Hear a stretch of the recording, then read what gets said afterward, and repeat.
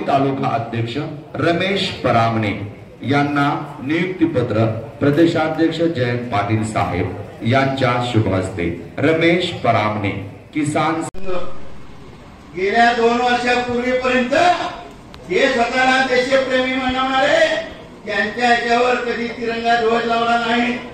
तर कोण जे असते बरोबर माहिती आहे ना तुम्हाला सगळ्यांवर त्याच्या खाली पुन्हा पूर्वी त्याला शिवायला जात नव्हते ही उतरण पुन्हा आली पाहिजे। जाती व्यवस्था आदर्श व्यवस्था होती, जातीचं हे उतरण ही बरोबरच होती। बरोबर होती का? आदरणीय वंदनीय पवार साहेबांचे लढवई असे शेलार मामा आदरणीय श्रीनाथ पाटील साहेब, व्यासपीठावर उपस्थित असलेले सर्व मान्यवर, उपस्थित बंधू भगिनी, माझ्या पत्रकार मित्रांनो, 7 तारखेला निवडणूक होते। जावलीतून अनेक लोकांचे फोन येत होते की शिंदेसाहेब गावात कधी येणार। जयंत पाटील साहेबांचा मला फोन आला की तुमच्या इथे मला प्रचाराला यायचं आहे। भारत पाटणकरांनी ठरवलं होतं की ज्या केळगरच्या भूमीमध्ये स्वर्गवासी विजय मुकाशी यांच्याबरोबर त्यांनी या बोंडारवाडीच्या धरणाच्या संदर्भामध्ये आणि 7/12 कोरा करण्याच्या धंद्यामध्ये आंदोलन केलं, त्याच केळगरच्या भूमीमध्ये आमचा हा मेळावा घ्यावा अशा प्रकारची इच्छा त्यांनी व्यक्त केली। आणि आज हा मेळावा होत असताना केळगरला एक वेगळं महत्त्व आहे। बापूराव पाटे इथं केळगरचे नेते आहेत, आमचे राजू धनावडे आहेत, आतिश कदम आहेत, बाकी सगळे लोक आहेत। याच केळगरच्या भूमीमधून 1999 साली जेव्हा मी उभा राहिलो तर पहिल्या प्रथम माझं स्वागत जोरात कुठं झालं असेल तर केळगरमधून झालं होतं। म्हणून या केळगरला ही सभा आज होत असताना आपण मोठ्या संख्येने उपस्थित झाला, त्याबद्दल सर्वांचं हृदयापासून आभार व्यक्त करतो। साहेब, 15 वर्षानंतर एखाद्या वडीलधाऱ्यांनी मला केलेलं जवळ आणि त्या माझा प्रेमाने आलिंगन दिलं, 15 वर्षाच्या कालावधीनंतर सुद्धा फार क्वचित लोकांना हे प्रेम मिळतं। याच भूमीने मला माथाडी कामगारचा नेता केला, याच भूमीने मला आमदार केला, याच भूमीतून जात असताना कोरेगावमध्ये सुद्धा मला कोरेगावकरांचं प्रेम मिळालं, तिथला आमदार झालो। याच भूमीमध्ये मला मंत्री होण्याचं भाग्य मिळालं आणि याच भूमीमध्ये मला उद्या खासदार करण्याचा, इतिहास करण्याची आज या ठिकाणी सभा होती। तर आमची डोंगरी भागातली माणसं आहेत, मोरे आहेत, गावं आहेत।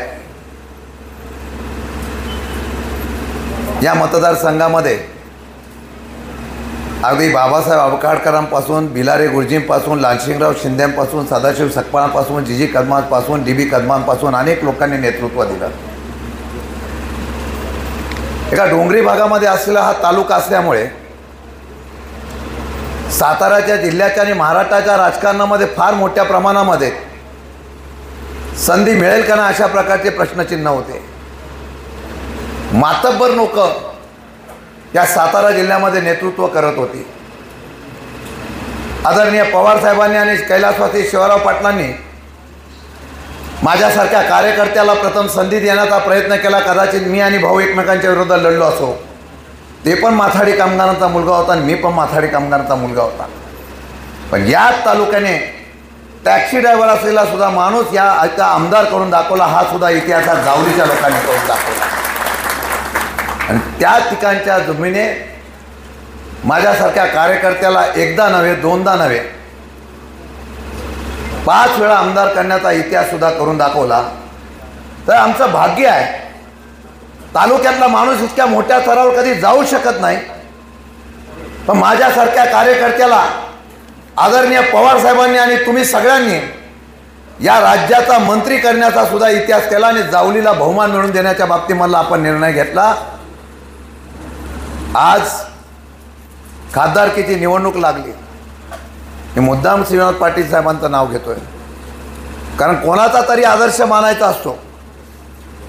ज्यांनी राज्यपाल झाल्यानंतर परत खाली यायचं नसतं, पण ज्यावेळेला पक्ष अडचणीत होता, काही लोकांनी अचानक पक्षाच्या खासदारकीचा राजीनामा दिला आणि ज्यावेळेला त्यांनी सांगितलं की मी विरोधी पक्षाच्या मध्ये जाऊन उमेदवार होतो आणि तिथं निवडून येतो, त्यावेळेला एक माणूस फक्त पवार साहेबांच्या पाठीमागे उभा राहिला, तो त्या नाव होतं श्रीनिवास पाटील साहेब होते.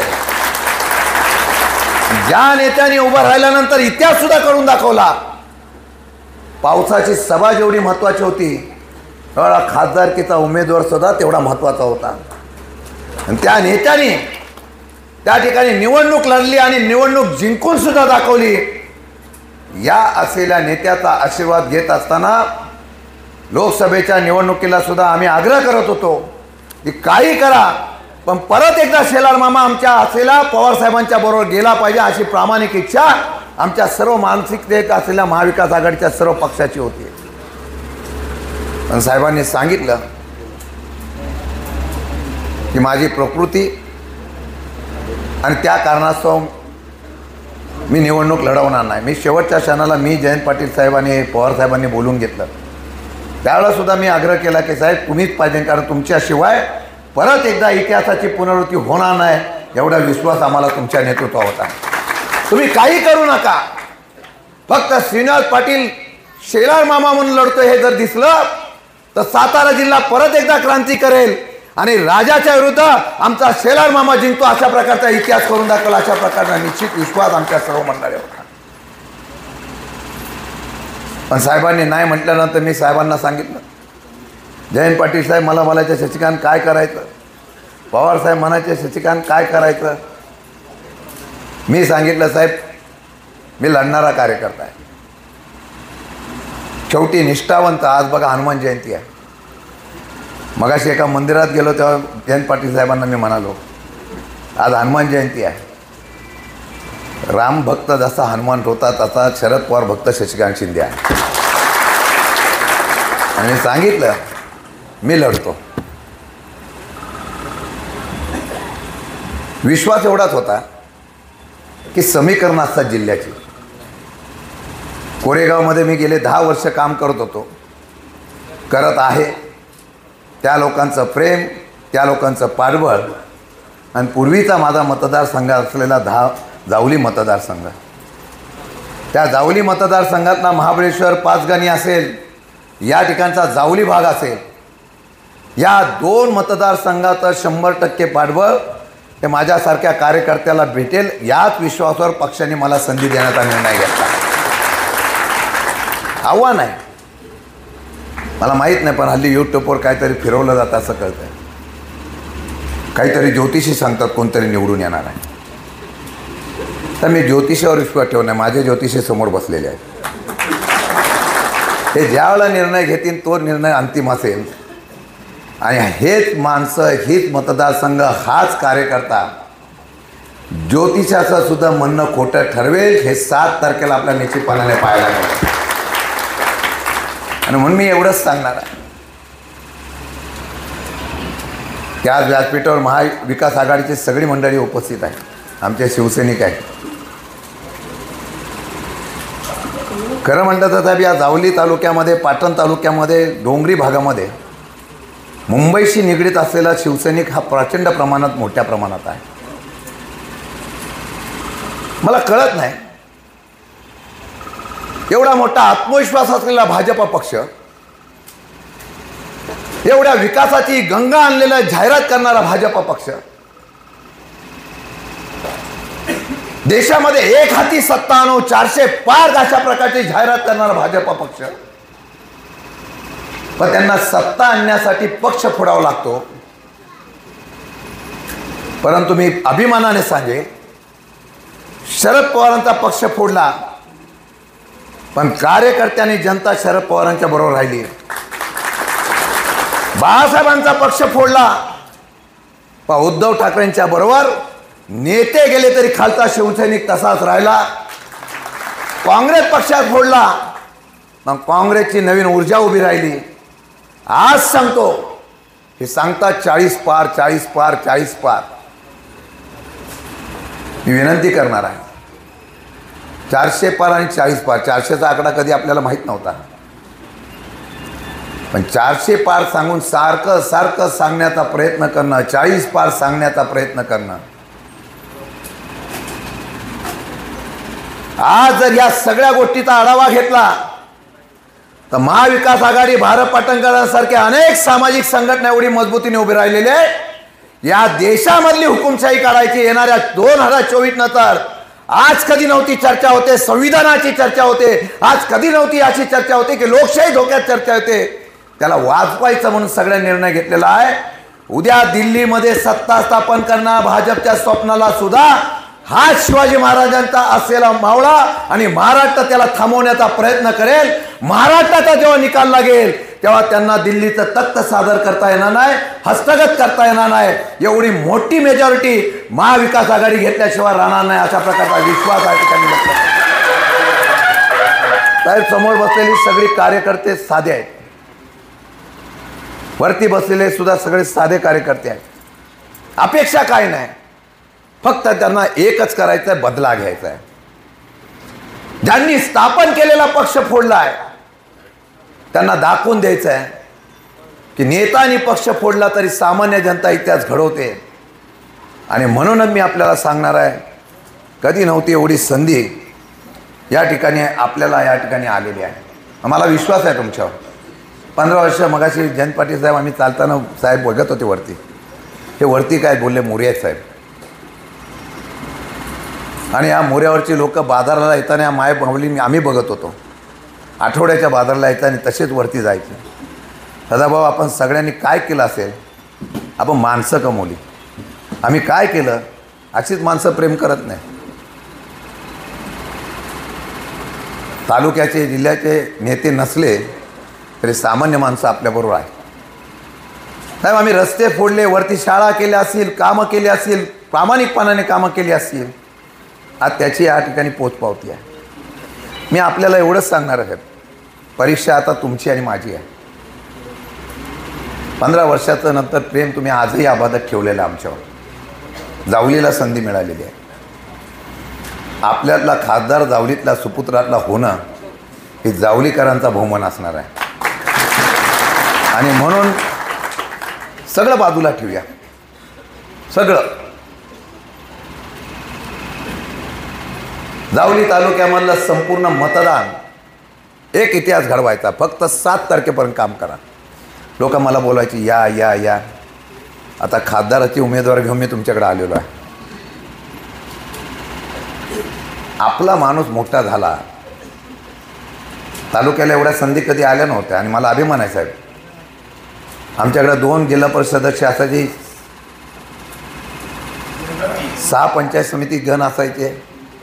एवढूसा तालुका, पण जिल्ह्याच्या राजकारणावर गेल्यानंतर बँकेमध्ये आणि जिल्हा परिषदेमध्ये मानाचं स्थान मिळवून देण्याचा प्रयत्न केलेला आम्ही आहोत. मग हा तालुका एकसंगतेने काय करतो हे उद्याच्या निवडणुकीला दाखवून द्या. आज 7 तारखेनंतर गेल्यानंतर 4 तारखेला निवडणुकीची मतमोजणी होईल. मला माहीत नाही, पण बोलतात EVM मशीनचे सुद्धा गडबड केली जाईल. EVM मशीनची गडबड केली जाईल अशा बोलतात, पण मी सांगतो त्या दिवशी इतकी तुतारीवाल्या माणसावर बटणं दाबली पाहिजे, EVM मशीन त्या बटनामुळेच हॅक झाली पाहिजे अशा प्रकारचं काम करा. काही चिन्ह पण दिली जात्यानंतर जाहिरात होते, पेपरात चौकट आली आहे. ट्रम्पेट वाजवणारा त्याला पण तुतारी नाव दिलं. अशी नाही काय निवडणूक होते का? लोकांच्या मनामध्ये फार मोठी अंडरकरंट आहे, फार मोठी नाराजगी आहे. कालचं निवडणूक आयोगाने सांगितलं जय भवानी म्हणून वापरायचंच नाही. अरे, आमचं दैवत, आराध्य दैवत उद्या शिवाजी महाराज वापरू नये म्हणून सांगतील. तुम्हाला वापरायचा अधिकार आहे. त्या छत्रपती शिवाजी महाराजांचं स्मारक करणं म्हणून मागच्या 5 वर्षाच्या निवडणुकीला जलपूजन केलं. अजूनही शिवाजी महाराजांचं स्मारक उभं केलं नाही. उलट आमची मुंबई आणि आमचा महाराष्ट्र लुटून नेताय तुम्ही. माझी विनंती आहे. अरे, आम्ही मावळे आहोत, जावलीतल्या खोरातले मावळे. मग असं मी साहेबांना सांगितलं, हा राजमार्ग इथूनच छत्रपती शिवाजी महाराज जात होते. आणि त्यांच्याकडे बघू आणि इतिहास करून दिल्लीचा तख्त आपण निश्चितपणाने गाजवायचा आणि तिथं ह्या करण्याचा करायचा, अशा प्रकारची भूमिका दिली. माझा तुमच्यावर पूर्ण विश्वास आहे आणि पवार साहेबांचा सुद्धा आपल्यावर सर्व विश्वास आहे. साहेब बरेच प्रश्न आहेत आता, मी त्याच्यावर काय बोलत नाही. सगळे आमदार खासदार सगळे आम्ही प्रयत्न करत होतो. बोंडारवाडीचा धरणाचा विषय आहे, विजयराव मोकाशी त्यामध्ये दिवंगत झाले. भारत पाटणकर साहेब त्यासाठी लढताय. तुम्ही पण बैठक घेतली होती, त्यावेळेला सांगितलं होतं की अनुशेष किती वर्ष अनुशेष बघायचा. आमच्या माणसांनी पाणी दिलं, आमच्या डोळ्यासमोर पाणी जातं. कधीतरी आता उद्योगधंदे आमचे सगळे बहुतेक लोक मुंबईला यात्रेला आलो तर येतो, नाही तर गावातली सगळी मुंबईला माथाडी कामगार किंवा वेगवेगळ्या प्रकारच्या इथे कामाला जातोय. 7-12चा विषय आहे. मी आता दिल्लीलाच जातोय. संसदेत काय बोलायचं मला माहिती आहे. म्हणूनच मला यांनी गटनेता केला, प्रवक्ता केला. त्यांना माहीत होतं की एवढा एकच माणूस विधानसभेचं बोलेल आणि विधान परिषदेत बोलेल. आता केंद्रात जायचं आहे, तिथे काय काय विषय कुठल्या नियमाखाली बोलायचे ते मला माहिती आहे. आणि मला खात्री देतो भारत पाटणकर साहेब बोलले आहेत, मी काय राजकारणावर बोलणार नाही. आम्ही फार मोठ्या लोकांवर बोलत पण नाही, आम्ही बारकी लोकांवर. आणि बारकी लोक एवढंच असतात, काम करून दाखवतो. आणि मला अभिमान आहे पवार साहेबांचा निष्ठावंत म्हणून. मला साहेब जो बहुमान मिळाला ना, तो मंत्रिपदाचा सुद्धा त्याच्यापेक्षा मोठा आहे.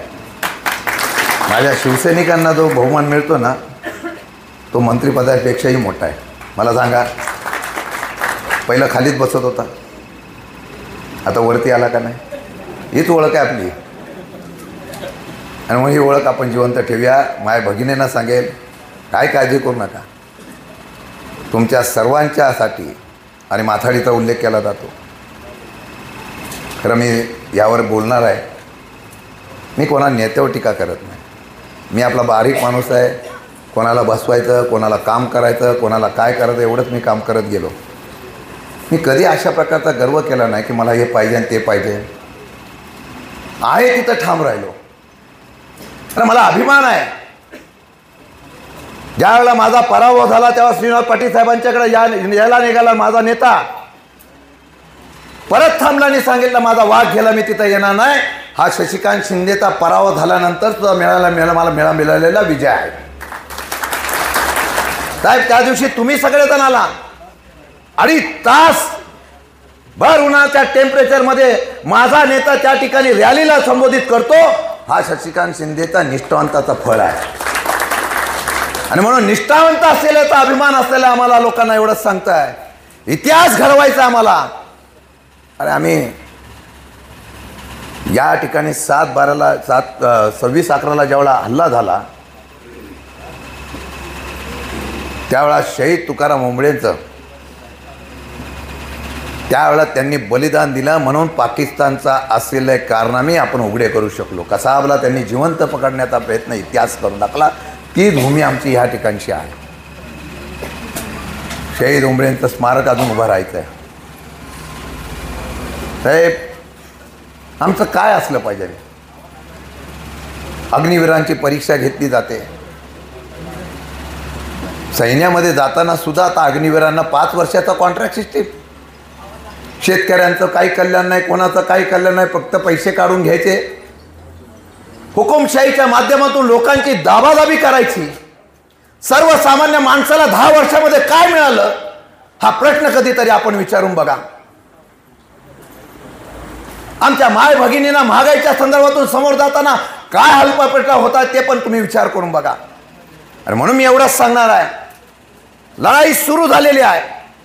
7 तारखेपर्यंत फक्त माझ्या जावलीतल्या डोंगर कपारीतल्या सर्व कार्यकर्त्यांना विनंती करेल, एक संधी फक्त शशिकांत शिंदेंना द्या. सातारा जिल्ह्यातला आदर्श खासदार म्हणून नावलौकिक घालवल्याशिवाय जावलीचा हा सुपुत्र गप बसणार नाही, एवढीच विनंती करतो. आणि एका आत्मविश्वासाने जातो. साहेब तुम्ही 4 तारखेला परत यायचं आहे. जी 4 तारखेला पवार साहेबांच्या उपस्थितीमध्ये सांगता सभा होणार आहे. ती सभा मागच्या पावसाच्या सभेसारखी ऐतिहासिक होऊ द्या. परत महाराष्ट्राचा आणि देशाचा इतिहास बोलून टाकूया.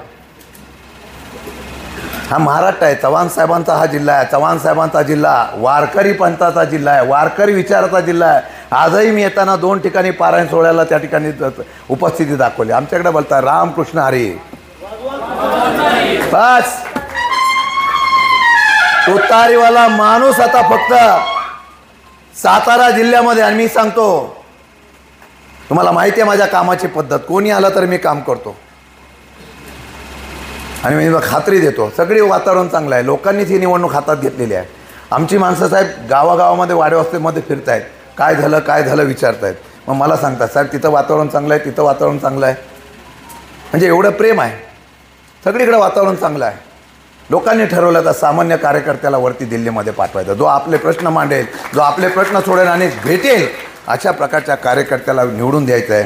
हा विश्वास या ठिकाणी घेण्याचा प्रयत्न करतो आहे. माझा विश्वास आपल्यावर आहे. डोंगर कपारीतल्या आपल्या असलेल्या भागाला पहिल्या प्रथम बहुमान खासदारकीचा मिळवण्याचा प्रयत्न झालेला आहे आणि तो दिला आहे महाविकास आघाडीने. आजपासून कामाला लागूया. जो काही निर्णय होईल त्यावेळेला निर्णायक मतदानाच्या बाबतीमधले जी आघाडी होईल त्यामध्ये महाराष्ट्रातल्या सर्वात जास्त मतांनी निवडून आणण्यासाठी आजपासून प्रयत्न करा. आणि त्यामध्ये कोणीही काही सांगो, जावलीतलं मतदान हे 90% वरती गेलं पाहिजे, एवढं काम करून दाखवा. राहिलेले प्रश्न सोडवण्याची जबाबदारी माझी, सदाभाऊ, दीपक पवार आणि भारत पाटणकरांची असेल. हा शब्द देतो आणि रजा घेतो. जय हिंद, जय महाराष्ट्र. बोडालेवाडीच्या धरणासाठी शशिकांत शिंदेंनी मी जलसंपदा मंत्री असताना बैठक बोलवली, सर्वेचे निर्देश दिले. त्या धरणासाठी आमचे भारत पाटणकर या ठिकाणी एक ठाम भूमिका घेऊन या ठिकाणी आपल्या सगळ्यांच्या बरोबर मजबूतीने उभे आहेत. ज्या ज्या ठिकाणी धरणग्रस्तांचा विषय येतो, ज्या ज्या ठिकाणी धरणग्रस्तांच्यावर अन्याय होतो, ज्या ज्या ठिकाणी लोकांच्या जमिनी जातात, त्या सर्व ठिकाणी भारत पाटणकर छातीची ढाल करून पुढे येतात आणि लोकांसाठी संघर्ष करण्याचं काम करतात. आणि त्यामुळं या परिसरातल्या सर्व प्रश्नांच्या विषयी आता 7-12 कोरा होईपर्यंत संघर्ष करू असं भारत पाटणकरांनी घोषणा केली म्हणजे तुमचं कामच झालं. ते काम होईपर्यंत बाहेर येणार नाही. आणि त्यामुळं या भागात जावळी खोऱ्यातल्या अनेक प्रश्नांच्या विषयी शशिकांत शिंदे आमदार असताना अनेक डोंगरातले रस्ते करण्यापासून तुमचे लहान मोठे प्रश्न त्यांनी सोडवले. 2009 साली मतदारसंघाच्या पुनर्रचना झाल्या आणि पवार साहेबांचा आदेश आला आणि शशिकांत शिंदे साहेब कोरेगावला जाऊन उभे राहिले.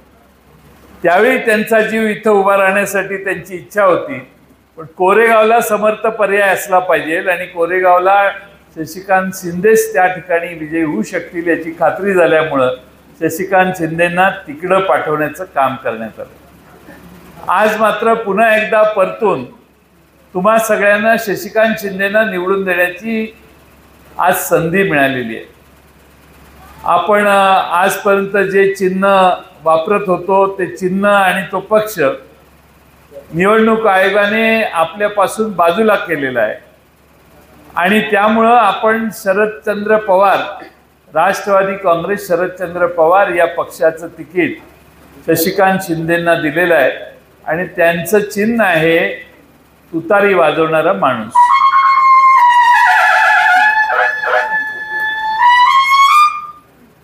आम्हाला तुतारी वादकांना थांबवता येणं आता परवडत नाही.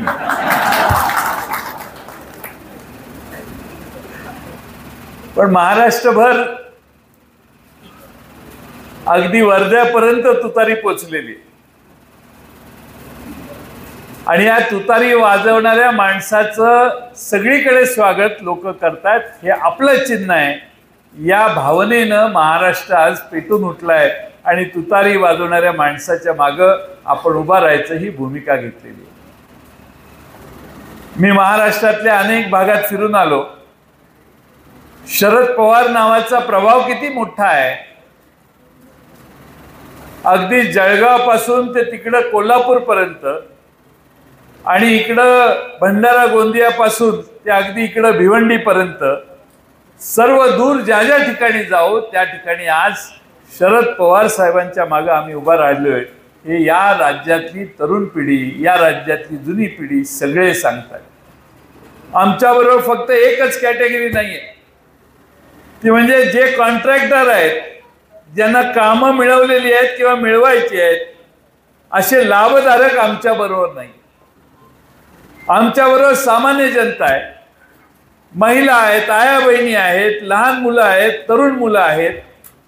आणि ते सगळ्यांना याची खात्री आहे की महाराष्ट्रात यंदा उद्धव ठाकरे साहेबांचं आणि शरद पवार साहेबांच्या विचाराचं, काँग्रेसच्या सहकार्याचं, विचाराचं राज्य आपल्याला आणायचं आहे.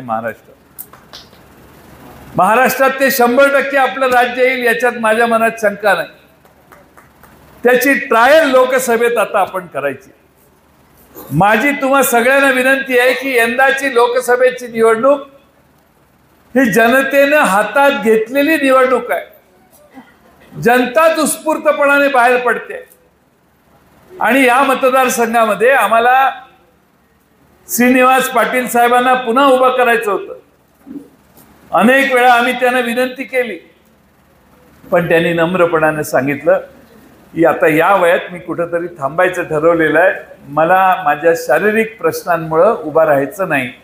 माझ्या धर्मपत्नी पण आता मला साथ देण्यासाठी माझ्याबरोबर नाही, जिचा मला फार मोठा आधार होता आणि म्हणून मी थांबलं तर मला योग्य होईल असं वाटतंय. मी 3-4 वेळा घरी जाऊन साहेबांना आग्रह करत होतो. पवार साहेबांनी त्यांना बोलवून 2-3 वेळा आग्रह केला, पण अतिशय नम्रपणाने श्रीनिवास पाटील साहेबांनी सांगितलं की मला आता थांबणं योग्य वाटतं. आणि 2 महिन्यापूर्वीच माझ्या पत्नींचं निधन झालेलं आहे, त्यामुळे आता मला हा संदेश आहे आणि मी थांबलं पाहिजे. आपण नव्या कुठल्याही माणसाला द्या, मी छातीचा कोट करून त्याच्याबरोबर फिरेन, जेवढं शक्य मला शारीरिकदृष्ट्या होईल तेवढे त्याला मदत करेन. आणि मला आज विशेष आनंद आहे की आज शशिकांत शिंदेंना आशीर्वाद द्यायला स्वतः श्रीनिवास पाटील साहेब आज या ठिकाणी उपस्थित आहेत.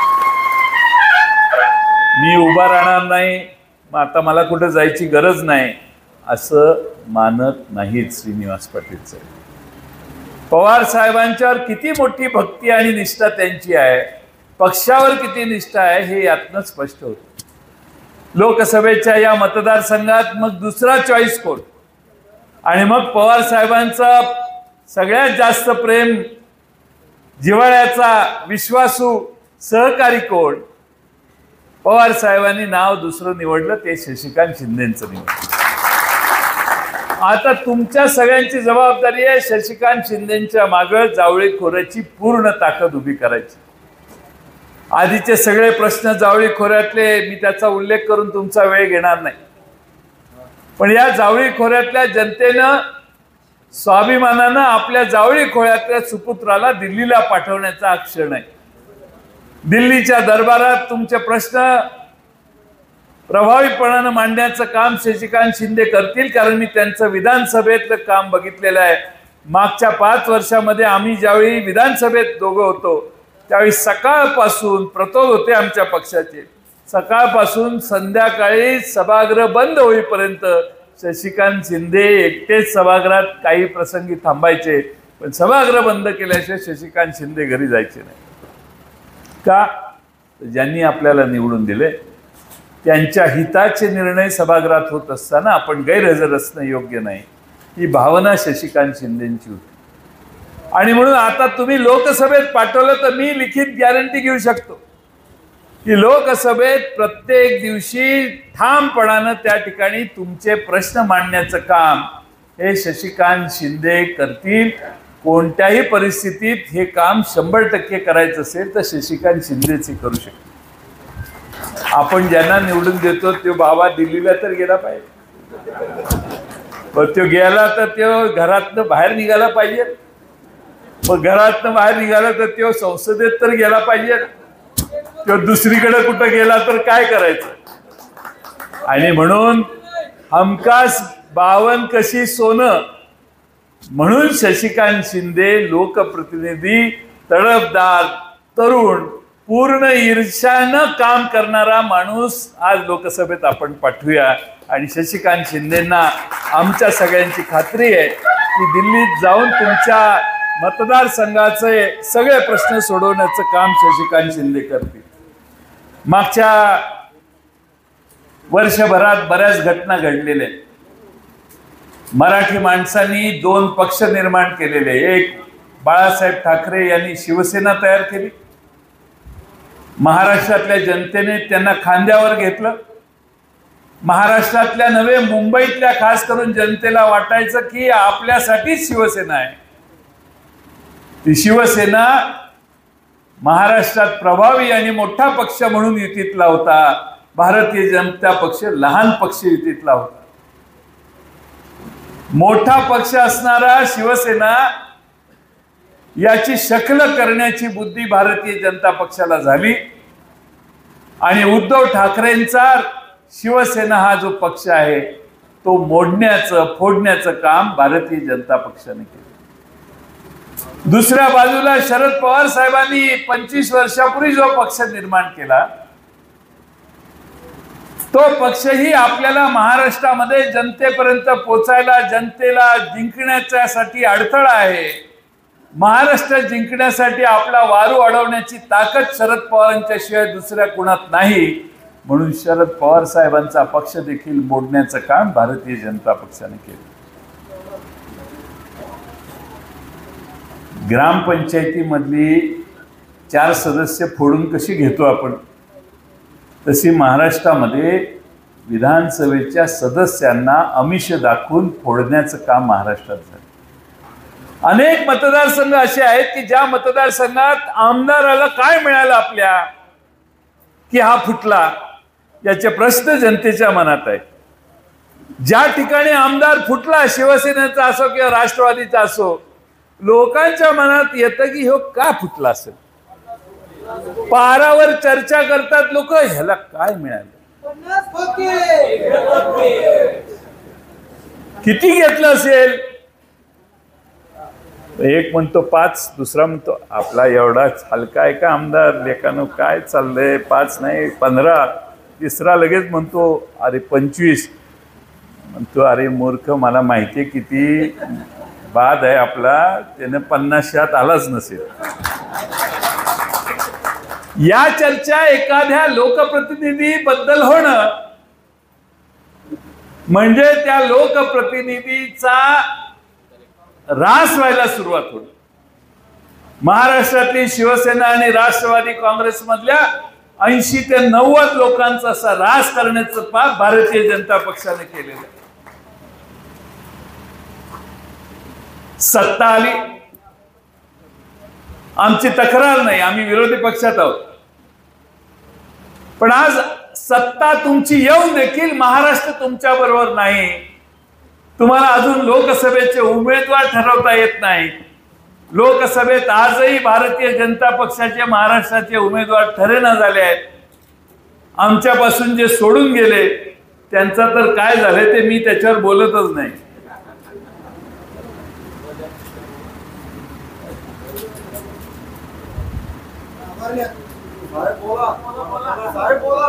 बोलणार आहे नाही, त्यांच्याबद्दल मी नाही बोलत.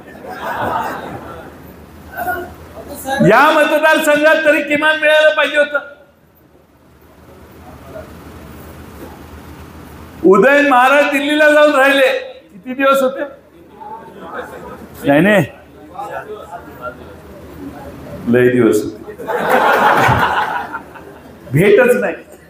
छत्रपती शिवाजी महाराज आग्र्याला गेले, दुसऱ्या लाईनीत उभा केलं तर छत्रपती शिवाजी महाराजांनी बादशाचं ताट धुडकावून लावून पुन्हा माघारी यायचा पसंत केला. तर आम्ही दिल्लीत गेलो, मुक्काम केला, परत आलो, तरी दिल्ली काय यांना एवढा अपमान करून घ्यायचा, एवढा अवमान आपण सगळ्यांनी स्वतःहून जाऊन करून घेण्याची काय गरज होती? स्वाभिमानी सातारा जिल्ह्यातल्या माणसाला हे पसंत नाही. आणि आता खासदार आहेत ना ते राज्यसभेचे,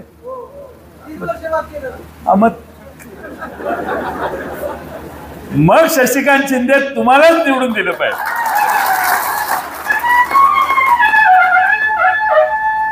दोन खासदार होते. आपल्या सगळ्यांना माझी विनंती आहे की भारतीय जनता पक्षाचे विरोधी का एवढी लाट आली, कधी विचार केलाय?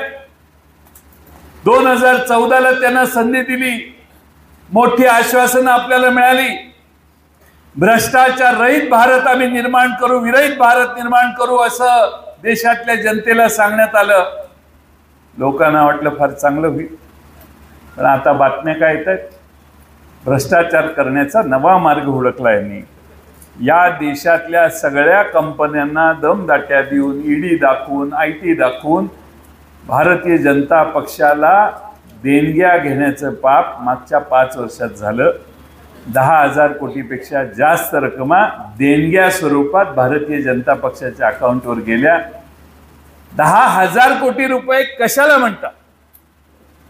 त्या सुप्रीम कोर्टाचे आभार मानले पाहिजेत. त्यांनी निर्णय घेतला आणि सांगितलं सगळी यादी जाहीर करा, कोणी कुणाला देणग्या दिल्या हे कळलं पाहिजे. सुप्रीम कोर्टात ज्यावेळी हट्टाला पेटलं त्यावेळी स्टेट बँक ऑफ इंडियाने झक मारत सगळी नावं जाहीर केली आणि नावं जाहीर केल्यावर लक्षात आलं की एवढ्या लोकांना धमक्या दिल्या, नोटिसा दिल्या, त्यांनी आत जायच्या आधी पैसे दिले किंवा आत गेल्यावर बाहेर येण्यासाठी पैसे दिले. हा भ्रष्टाचार नाही? कोणत्या तोंडाने तुम्ही सांगणार की आम्ही भ्रष्टाचार विरहित व्यवस्था निर्माण केली? तुम्ही तर लेजिटिमाइज केलं भ्रष्टाचार, कायदेशीर विहित मार्ग तयार केला भ्रष्टाचाराचा. महागाई कुठे गेली आहे मी तुम्हाला सांगून वेळ घेत नाही. मनमोहन सिंगांचं सरकार होतं, 50, 60, 70 रुपयावर डिझेल पेट्रोल गेलं तर सगळा दंगा. पण आज 105 रुपयाच्या पलीकडे पेट्रोल गेलं, 100 गाठायला डिझेल यायला लागलं. सगळ्या पेट्रोल पंपावर फोटो होते साहेबांचे की गॅस घ्या. आमच्या सगळ्या आया बहिणींनी नवऱ्याकडे हट्ट केला गॅस घरी आला पाहिजे. सगळ्या देशभर गॅस घेतला, तोपर्यंत 400 रुपये गॅसला सबका साहेब किंमत होती. एकदा सगळ्यांनी गॅस घेतले की मग गॅसच्या किमती वाढल्या 600, 800, 900, 1100, 1200. म्हणजे गॅसचा धंदा करण्यासाठी तुम्हाला गॅसचं वाटप झालं होतं. गॅसच्या कंपन्यांची धन करण्यासाठी या देशात तुम्ही गॅसच्या किमती वाढवल्या आणि 400 रुपयाचा गॅस 1100 रुपये केला. आमच्या इंडिया आघाडीतल्या पक्षांनी आता जाहीर केलेला आहे, आमचं सरकार आलं तर ह्याच गॅसच्या किमती आम्ही 500 किंवा 700 रुपयावर खाली आलो. जीएसटीचं तर काय सांगू तुम्हाला. तुमच्या साड्या, महिला ताई बसलेल्या आहेत आमच्या भगिनी, साड्यांवर कधीही कर नव्हता. धोतर आता फार कमी माणसं घालतात, पण धोतरावर कर नव्हता, टोपीवर कर नव्हता, शर्टावर कर नव्हता, पॅन्टीवर कर नव्हता, टी शर्टवर कर नव्हता, चपलेवर देखील स्वस्त चपलेवर कर नव्हता. ही काँग्रेसची राजवट. पण नवीन जीएसटी नावाचा कर आला. तुम्ही बाजारात तिथं जाऊन काही खरेदी केलं तर त्यात जीएसटीचा अंतर्भाव असतो. त्या जीएसटीचे 18%, 5%, 24% वाढवून तुम्हाला जीएसटी देण्याची वस्तू विकण्याची कायदेशीर बंधनं दुकानदारांच्यावर आहे. आणि म्हणून तुम्ही जर लाख रुपयाचं खत टाकलं शेतात, 18,000 रुपये जीएसटी म्हणून देशातल्या सरकारला आणि राज्यातल्या सरकारला तुम्ही देता. 18,000 रुपये घेणारी लोक तुम्हाला काय देतात तर 12,000 रुपये, 6,000 रुपये दिल्लीतनं आणि 6,000 रुपये मुंबईतनं. मी परवा वर्ध्यात सांगितलं, 7,000 रुपयाचं सोयाबीन 4,000 रुपयाला बाप विकून येतो शेता मार्केटमध्ये. 50 क्विंटल सोयाबीन विकून आल्यावर बापाला वाटतं की 1.5 लाख रुपये मला कमी मिळाले. आणि त्या बापाचं पोरग मोदी साहेबाकडून 2,000 रुपयाचा चेक आला म्हणून गावभर नाचून दंगा करतं की बाबा 2,000 रुपयाचा चेक आला. अरे पण बापाचे 1.5 लाख गेले ना.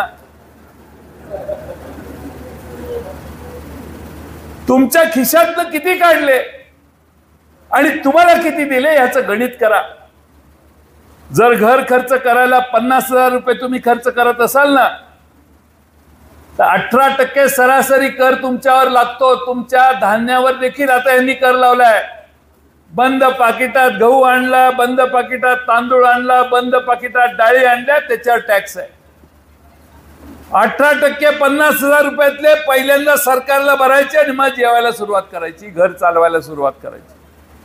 9,000 रुपये दर महिन्याला या देशातली मध्यमवर्गीय लोक केंद्र आणि राज्य सरकारच्या डोक्यावर ओततात.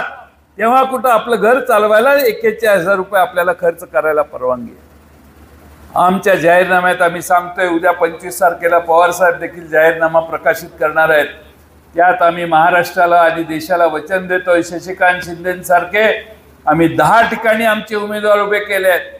आम्हाला माहिती आहे की आमचं देशात सरकार संयुक्त येणार आहे. तरी देखील राष्ट्रवादी काँग्रेसच्या वतीनं शिवसेनेच्या वतीनं आम्ही सांगतोय की आमचं सरकार आलं तर या देशातला जीएसटी गोरगरिबांना सुसह्य होईल, परवडेल असा जीएसटी करण्याचं काम आम्ही करू.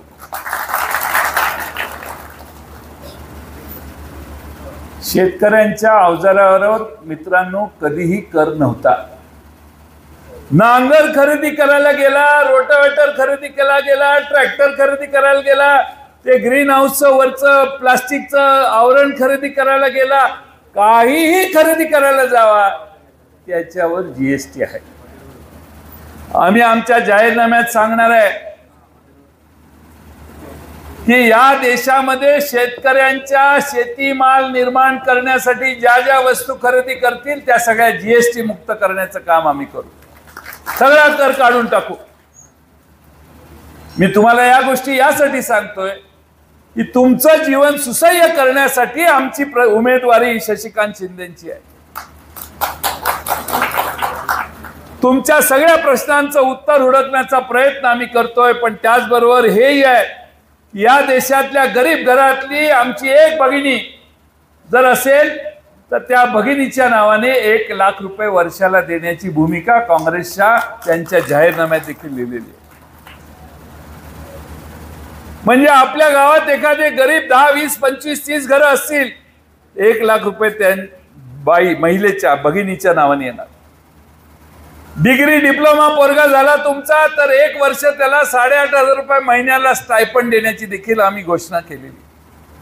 हे यासाठी सांगतोय की जे जे भारतीय जनता पक्षाने केलं नाही, टाळलं, ते सगळं आम्ही करण्यासाठी आज आपल्या सर्वांच्या समोर पर्याय म्हणून इंडिया आघाडीच्या निमित्तानं, महाविकास आघाडीच्या निमित्तानं उभे आहोत. तुम्हा सर्वांची एक वज्रमूठ या निमित्तानं आमच्या इंडिया महाविकास आघाडीच्या मागे उभा करा, एवढीच विनंती करण्यासाठी आज आम्ही सगळे या ठिकाणी आलेलो आहोत. शशिकांत शिंदे सारखा एक उमद व्यक्तिमत्व दिल्लीला योग्य वयात जाते.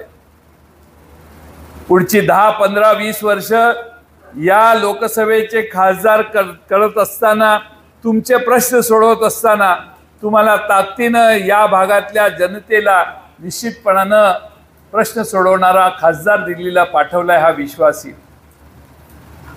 पवार साहेबांच्या मागं महाराष्ट्र आता पूर्ण ताकदीनं उभा आहे. आजही पवार साहेब दिवसाला 4-4 सभा घेत आहेत. त्यांना काही गरज नव्हती या ठिकाणी सर्व महाराष्ट्रभर फिरून सभा घ्यायची. काल परवा अमरावतीला होते, वर्ध्याला काल संध्याकाळी होते. सर्व ठिकाणी महाराष्ट्रात जाऊन ते सभा घेत आहेत आणि लोकांचं जागरण करतायत. ही अन्यायी राजवट आपण दूर केली पाहिजे ही भूमिका मांडतायत. तुमचा सगळ्यांचा आशीर्वाद पवार साहेबांच्या राष्ट्रवादी काँग्रेस, शरदचंद्र पवार या पक्षाच्या मागे आपण उभा करावा. आमचं चिन्ह शिवसेना, काँग्रेस, राष्ट्रवादी काँग्रेस, आमच्याबरोबर भारतीय कम्युनिस्ट पक्ष आहे, मार्क्सवादी कम्युनिस्ट पक्ष आहे, समाजवादी पक्ष आहे, शेतकरी कामगार पक्ष आहे, श्रमिक आमची पाटणकर साहेबांची संघटना आहे,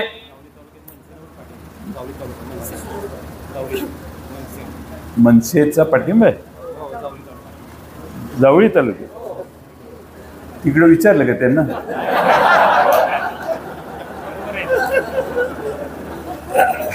त्यांची भाषणं इतकी जोरात होती. मोदी आणि शहा यांना कसं घालवलं पाहिजे हे सांगणारी भाषणं होती. काय प्रॉब्लेम आहे की लोकांच्यावर प्रचंड प्रेशर आणतं. लोकशाही नाहीच. या देशामध्ये ज्यांनी जे जे केलेलं आहे ते सापडलं की तुरुंगाचं दार नाही तर पक्षाचं दार उघडलं जातं आणि त्याला आत घेतलं जातं. त्यामुळं मी राष्ट्रवादी काँग्रेस म्हणून जाहीर करू शकतो, श्रीनिवास पाटील साहेब, की आमचा पक्ष आता स्वच्छ झालेला पक्ष आहे. याचं श्रेय मी भारतीय जनता पक्षाला देतो, कारण सगळे तिकडे गेलेले आहेत. विनोदाचा भाग जाऊ दे, बरेच सभा अजून आहेत, त्यांनाही पुढे जायचंय. पण या खोऱ्यातल्या लोकांनी आता अनेक जण येतील, तुम्हाला प्रेशराईज करतील, काही प्रभाव करतील. पण ही निवडणूक लोकसभेची आहे. ही निवडणूक या देशातल्या लोकशाही संपवण्यासाठी, संविधान बदलणाऱ्या स्वप्न पाहणाऱ्या लोकांना निवडून येऊन द्यायचं नाही, म्हणून या देशातली निवडणूक आपण सगळ्यांनी एकत्रित करायची. या देशात डॉक्टर बाबासाहेब आंबेडकरांनी जे संविधान घातलंय, दिलंय, ते बदलण्यासाठी 400 पार, 415 का काही झाले की संविधान बदलायला मोकळे. मग त्यानंतर येणारी लोकशाही कसली असणार आहे? तुम्हाला मला मत देण्याचा अधिकार असणार आहे का?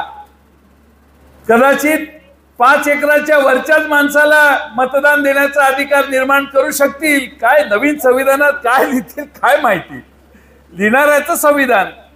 डॉक्टर बाबासाहेब आंबेडकरांनी गरीबातल्या गरीब माणसाला, टाटा बिर्लालाही 1 मत द्यायचा अधिकार आहे आणि आपल्या जावळी खोऱ्यातल्या गरीबाला देखील, सामान्य कष्ट करणाऱ्याला, माथाडी कामगाराला देखील 1 मत द्यायचा अधिकार आहे. आज माथाडी कामगारांची काय अवस्था आहे? एकनाथ शिंदे साहेबांचं हे सरकार महाराष्ट्रात आले, 4 वेळा माथाडी कायदा बंद करण्याचा घाट घातला. 4 वेळेला लेखी ऑर्डर झाल्या कर रद्द करण्याच्या. माथाडी जनताच पेटून उठली म्हणून जरा तूर्त लोकसभेसाठी ते थांबलेले. आता जर त्यांना मोडून नाही काढलं तर माथाडी कायदा जो यशवंतराव चव्हाण साहेबांनी आपल्या लोकांच्यासाठी निर्माण केला, जो अधिकार माथाडी कामगारांना मुंबईमध्ये आणि महाराष्ट्रात काम करायचा दिला, तो अधिकार तुमच्याकडून काढून घेण्याचं षडयंत्र सत्तेत बसणारे सध्याची लोक करतायत. आणि म्हणून माझी आपणाला विनंती आहे, आता मी गेल्यावर अनेक सभा येतील, जयंत पाटील सांगतात ते खोटं आहे वगैरे वगैरे, पण मी अनुभवानं सांगतोय हे नक्की कार्यक्रम करतील परत निवडून दिलं तर. आणि म्हणून आपणा सर्वांना माझी विनंती आहे की हीच संधी आहे. माथाडी कामगार जो आपला कष्ट करणारा मुंबईत जाऊन थांबलाय, महाराष्ट्रात वेगळ्या ठिकाणी कष्ट करतो, त्याचा अधिकार टिकवण्यासाठी हा प्रयत्न करा. आजपर्यंत देशामध्ये तुम्ही कधी बघितलं का मुख्यमंत्र्यालाच अटक झाली? त्या झारखंडचा मुख्यमंत्री आत, ते केजरीवाल दिल्लीचा सगळ्यात पारदर्शक कारभार करणारा, शाळा हॉस्पिटल सगळ्यात उत्तम देशात कुणाची तर त्याची. गरिबांची माणसं देखील खाजगी शाळेत शिकतात, एवढ्या चांगल्या शाळा त्याने केल्या, त्याला घातला. आता त्या बिचाऱ्यानं अजून राजीनामा दिलेला नाही, तुरुंगातून तो सरकार चालवतोय. ही लोकशाहीची काय पद्धत आहे हे तुम्ही सगळ्यांनी बघा. आज दिल्लीमध्ये आंदोलन झालं, ते चिरडून टाकायचं काम झालं. 700 माणसांचा मृत्यू झाला आंदोलकांचा. आणि म्हणून अशा अनेक गोष्टी आहेत. मी तुमचा वेळ घेणार नाही, पण माझी विनंती आहे की चित्र महाराष्ट्रातलं बदललेलं आहे. जावळी खोऱ्यानं देखील त्याची नोंद घ्यावी आणि शशिकांत शिंदे सारख्या लोकांच्या मनातल्या नेत्याला दिल्लीला पाठवण्याचं काम आपण करा, एवढीच विनंती करतो आणि मी माझे 2 शब्द पूर्ण करतो. धन्यवाद.